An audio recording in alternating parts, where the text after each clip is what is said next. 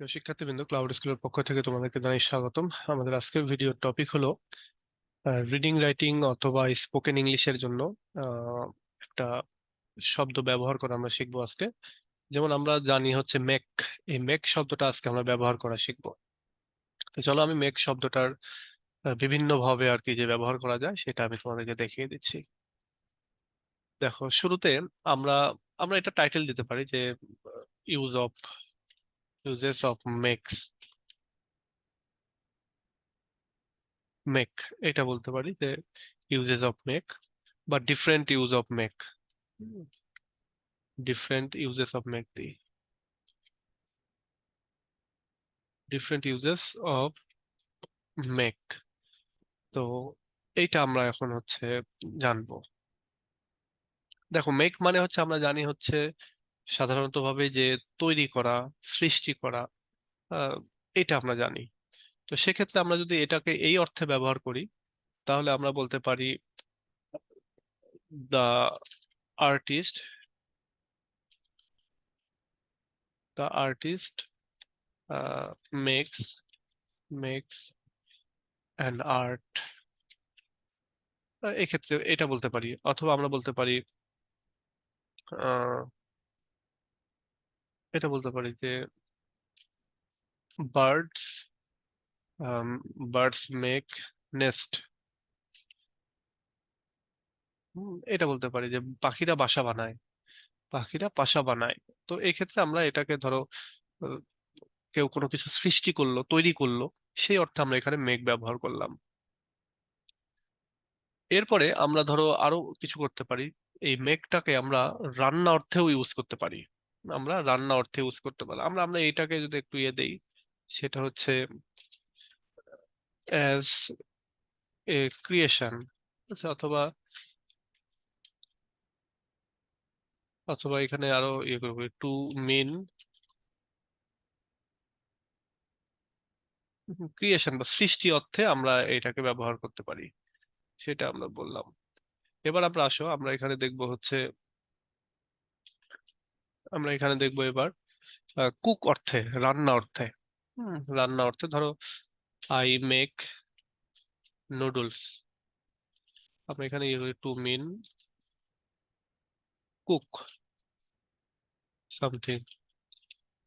তাহলে সেক্ষেত্রে আমরা এখানে বলতে পারি যে I I make I make fuchka. I make fuchka, এটা বলতে পারি। অথবা you you made pasta last night. গত রাতে তুমি পাস্তা তৈরি করেছিলে। এটাও কিন্তু আমরা ইউজ করতে পারি। তাহলে মেক আমরা একই সঙ্গে ক্রিয়েশন অর্থে ব্যবহার করলাম, পরেরটা আমরা রান্না করা অর্থে ব্যবহার করলাম। এই দুই ভাবে আমরা ব্যবহার করতে পারি। 3 নম্বরটা হচ্ছে আর্ন করা, টু মিন আর্নিং।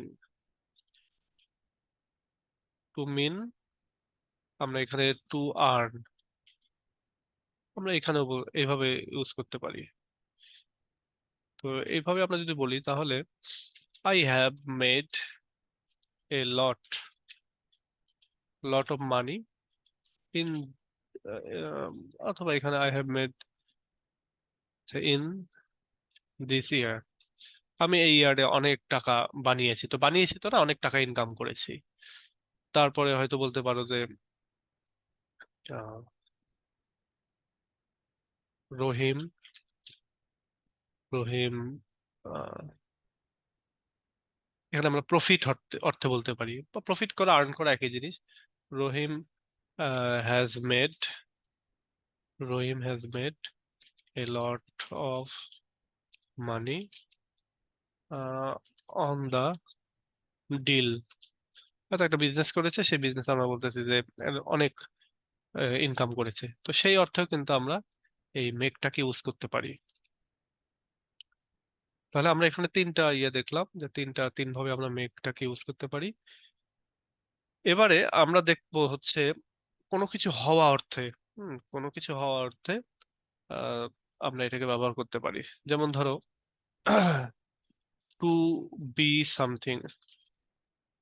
এই ক্ষেত্রে আমরা মেকটাকে ইউজ করতে পারি। যেমন you will be A,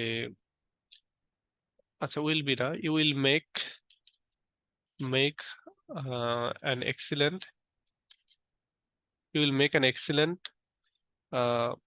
father. ধরো তুমি বাবা হবা, তো তখন এই ক্ষেত্রে বলা হচ্ছে তুমি একটা এক্সিলেন্ট বাবা হবা। মানে এইখানে মেক মানে হচ্ছে হওয়া অর্থে, ইউ উইল মেক, তুমি বাবা হবে বা বাবার যে দায়িত্ব পালন করবা সেটার ক্ষেত্রে বলা হচ্ছে। আমরা অনেক সময় বলি না যে তুমি একজন ভালো বাবা হবা, হুম, যে তুমি সুন্দর করে দায়িত্ব পালন করবা তাহলে তুমি একজন ভালো বাবা হবা। তো সেক্ষেত্রে you will make an excellent father. তারপরে বলতে পারো, এখানে বলতে পারো she has made a good motherhood। এই ক্ষেত্রে মাতৃত্ব, সে তার নিজের ভেতরে একটা ভালো মাতৃত্ব তৈরি করেছে। এই মাতৃত্ব তৈরি করা মানে হচ্ছে বা মাতৃত্বের অধিকারী হয়েছে, তার মানে হচ্ছে যে সে খুব ভালোভাবে তার ছেলেপুলেকে মানুষ করতেছে। তো এটাকে বলতে হচ্ছে যে ভালো গুড মাদারহুড। এবং এখানে শি হ্যাজ মেড বলতে সে নিজে এরকম মাতৃত্ব ধারণ করেছে বা নিজে হয়েছে, মা হয়েছে সুন্দর এভাবে। তো এই জন্য বলেছে she has made a good motherhood. তো এটা হতে পারে যে টু বি সামথিং, এটাতে টু বি সামথিং, এরকম না যে you will make a good police, এরকম না কিন্তু হবে না আবার। পুলিশ হলা, পুলিশ হয়েছে সেই হিসেবে না, মানে তুমি নিজে কোনো একটা কিছু হয়েছে এবং সেটা কোনো প্রফেশন না। কোনো প্রফেশন না, প্রফেশন হলে ওই রকমটা হবে না। হ্যাঁ, আবার গুড পুলিশিং হতে পারে, you will make a good policing, মানে তুমি ভালো একটা, মানে ওইটা তখন তোমার সার্ভিসের নাম হয়ে যাচ্ছে। হ্যাঁ, তো সার্ভিসের নাম যখন হবে তখন এটা বলতে পারো যে you will make a good, good, আমরা বলতে পারি যে গুড পুলিশ অফিসার। যখন এইভাবে বলতেছো তখন আবার এটা হবে, বা গুড পুলিশিং এটা বলতেছো তখন এটা হবে। যাই হোক, এটা দিয়ে আমরা বোঝাতে পারি এইভাবে যে টু বি সামথিং বা টু ডু সামথিং, এটাও বলতে পারি। আমরা এখানে ডুটাও লাগিয়ে দিই, টু ডু সামথিং অথবা টু বি সামথিং। এরপরে আমরা বলতে পারি যে ধরো তুমি জার্নি করবা একটা, ধরো একটা জার্নি করবা, তখন তোমার যা জার্নি করার কথা কথা আছে কিন্তু তুমি জার্নিটা করতে পারো নাই, বা তুমি জার্নি করবা। তাহলে সেক্ষেত্রে এভাবে লিখতে করতে পারো যে I will make my train tomorrow, tomorrow.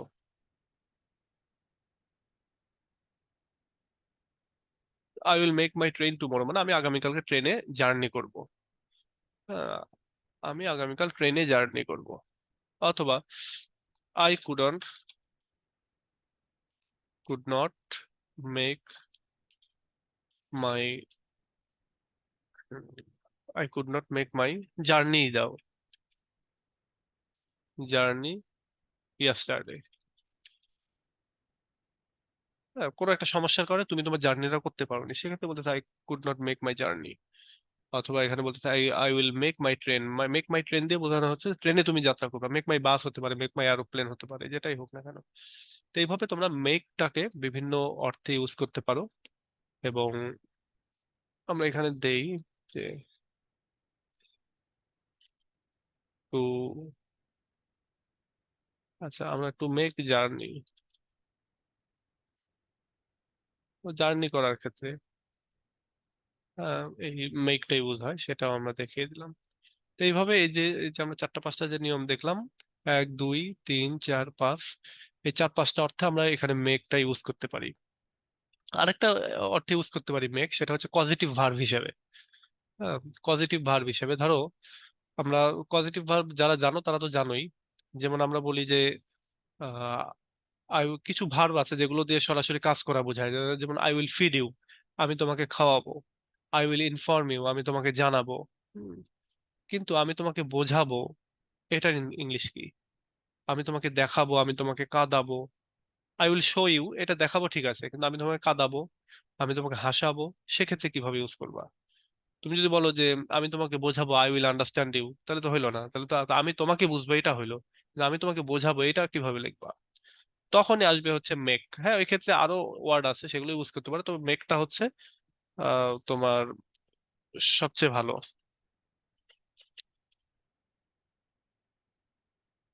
আমরা পজিটিভ মেক লিখে রাখি। তো এই ক্ষেত্রে লেখা হচ্ছে I will make you understand. Understand, make you cry, make you love, এরকম ভাবে আসলে আমরা ইউজ করতে পারি পজিটিভ ভার্ব হিসেবে। অথবা আমি তোমাকে হাঁটাবো, হ্যাঁ, তাহলে আই উইল মেক ইউ, কি বলে, I will make you walk অথবা রান, যেটাই করো না কেন এভাবে। সব জিনিস তো আমরা ওইভাবে ইয়ে করতে পারি না। ধরো আমরা যদি ইয়ে করতে চাই যে এগুলো, মানে এগুলোর আসলে ওইভাবে ভার্ব নাই। যেমন আমি তোমাকে আহ, পানি পান করাবো, I will make you drink, I will I will make you drink drink water. কিন্তু যদি বলি আমি তোমাকে খাওয়াবো, তাহলে আই উইল ফিড ইউ, এটা কিন্তু হচ্ছে। কিন্তু আমি তোমাকে পানি পান করাবো, তাহলে কি বলবো, আই উইল ড্রিঙ্ক ইউ, আমি তোমাকে পান করবো, এরকম হয়ে যাচ্ছে যে তখন আসবে যে I will make you drink. তো এই জন্য এই জায়গাগুলোতে পজিটিভ ভার্বের ক্ষেত্রে আমরা মেকটা ইউজ করতে পারি। তো এইভাবে আমরা এই ছয়টা মনে হয় নিয়ম দেখলাম, এই ছয় ছয় ভাবে আমরা মেকটাকে ইউজ করতে পারি। এবং আশা করি এটা তোমরা বুঝতে পেরেছো। আমি যারা বুঝো তারা তো বুঝোই, আর যারা জানতে না তারা একটু কমেন্ট করো, লাইক দিও, শেয়ার করো যদি এটাকে ইউজফুল মনে হয়। এবং এটা একই সঙ্গে যাবে হচ্ছে আমাদের ইউটিউবে, যাবে আমাদের পেজ, আমাদের গ্রুপ, এমনকি ফার্স্ট ইয়ারদের জন্য এটা যাবে। এবং সবচেয়ে ইম্পর্টেন্টলি সেটা হচ্ছে যে এটা যাবে হচ্ছে আমাদের যে স্পোকেন ইংলিশের যে গ্রুপটা রয়েছে সেখানে, paid group spoken reading writing যেখানে একসঙ্গে শেখানো হয় সেখানে যাবে। ওকে, সো ঠিক আছে, ভালো থেকো সবাই, আজকে এ পর্যন্তই। নেক্সট ক্লাসে বা নেক্সট কোনো ভিডিওতে আবার কথা হবে। ভালো থেকো সবাই, আল্লাহ হাফেজ।